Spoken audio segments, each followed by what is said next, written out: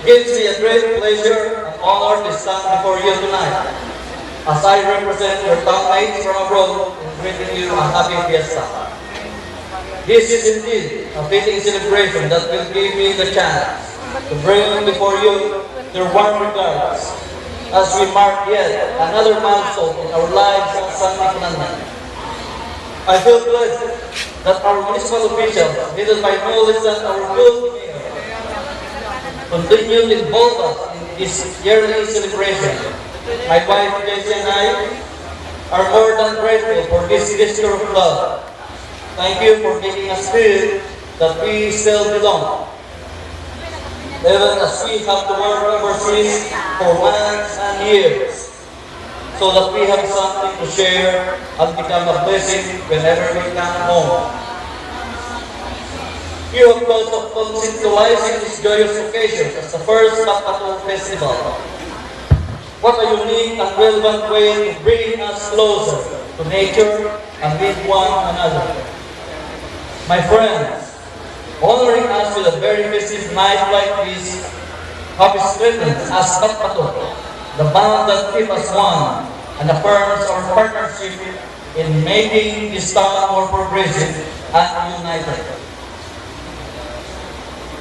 I find the word Balikbayan very symbolic.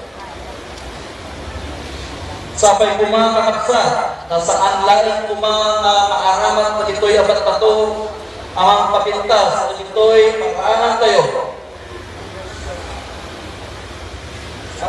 Kaya, ang balin mga lumagda at puminsan, pundasyon, ipatagagayan tayo may.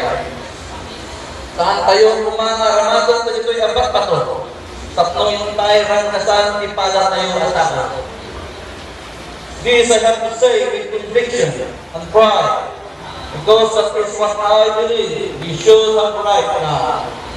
In the midst of this joyous occasion, we need to work, stand, and live as one.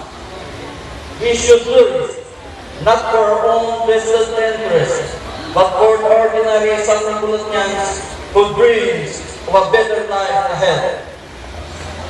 I know that my fellow Balikbayan share this spirit with me. Whatever we have, we want to share it. Whatever we do to help you, please allow us to serve you in the best meaningful way we can.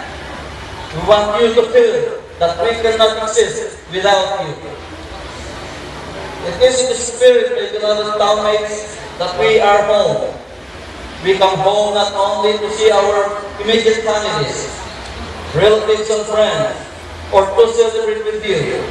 We are here more importantly to see how we can continue to be in partnership with you in all your undertakings for a better and more progressive San Nicolas.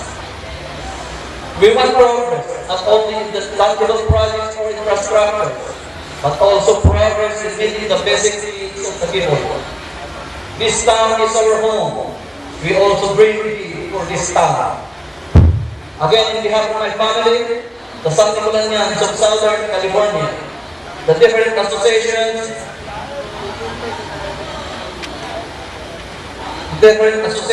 worldwide, your relatives and friends abroad, and my fellow Balikbayans who are here with me tonight. Kakapsa, ay bagong naragsak ang panagpista tayo amin. Thank you very much, and may God continue to bless us all. May God continue to bless our beloved San Nicolas. Thank you very much.